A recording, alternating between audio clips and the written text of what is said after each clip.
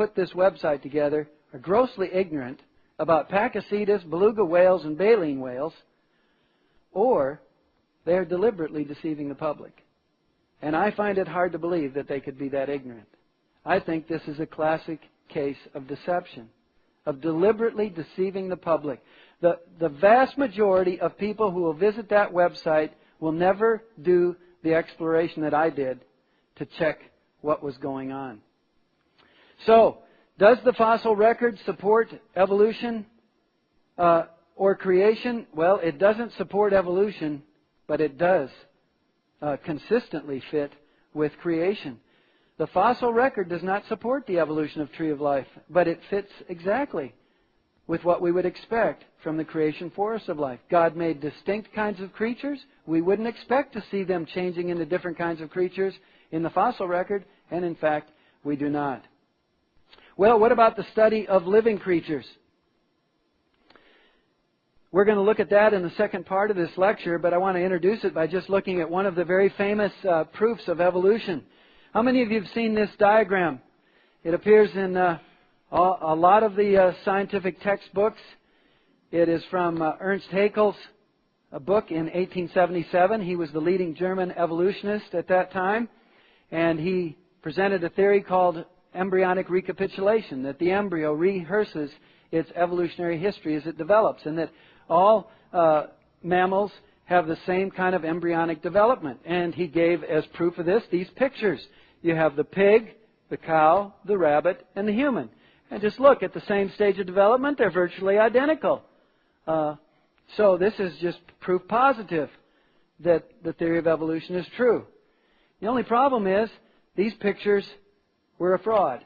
They were known to be a fraud by German medical doctors at the time, but they went into the evolution textbooks. Let me show you that they're a fraud. Here are Haeckel's drawings of a fish, salamander, turtle, chicken, rabbit, human. Now I'm going to show you the actual photographs of these creatures, and I'll admit that they look pretty close to Haeckel's drawings, but if you look carefully, you can see a difference. Here they are. Don't they look just like Haeckel's drawings? Here's some more creatures. They don't look anything like Haeckel's drawings. He was deliberately deceiving his readers. But that's not the end of the story. Those pictures still appear in our textbooks today. Here is a high school biology textbook. We have this in our Answers in Genesis library, used here in the United States, and there are Haeckel's drawings right up at the top.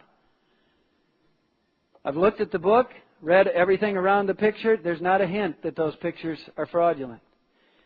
Here's a book by Ernst Mayr. He was the greatest evolutionist after Stephen Jay Gould. He died at the age of 100 just a year ago. And in his book, What Evolution Is, which was written for the general public, in the chapter, What is the Evidence for Evolution, here we have Haeckel's drawings. I have the book in my library. And there's nothing in the discussion around this picture that would let Mayr's readers know that these are fraudulent pictures.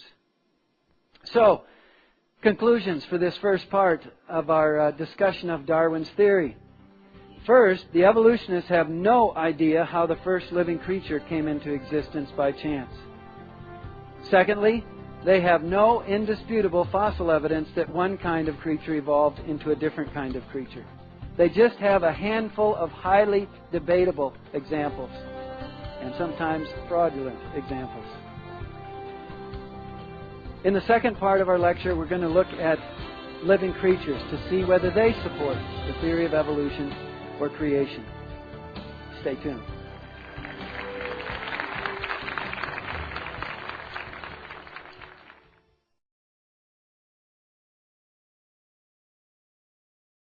Okay, in our last session, we began to discuss the question of the origin of species. Was Darwin right? And we came to two conclusions from looking at the question of the origin of life itself from non-living matter and then the fossil evidence. And we saw that the evolutionists have no idea how the first living cell came into existence by chance. And secondly, we spent more time discussing the fossil record and showed that the evolutionists have no indisputable fossil evidence that one kind of creature changed into a different kind of creature. So in this last part of this lecture, we want to look at the question, does the study of living creatures support evolution or the creation model of the forest of life? And again, I want to draw your attention to two key questions. One is, how did the DNA information for the first supposed living microscopic creature come into existence? And secondly, how did that DNA information in that simple creature get changed and augmented to produce all the different kinds of plants and animals that we see in the fossil record and living world today?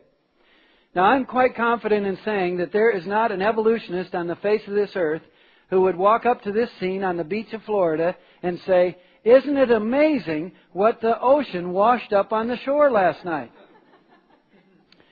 They would never say that. They would know instantly, instinctively, this was the product of intelligence. A clever person put those sand grains together. You see, information is conveyed through that sandcastle. And information comes from a mind.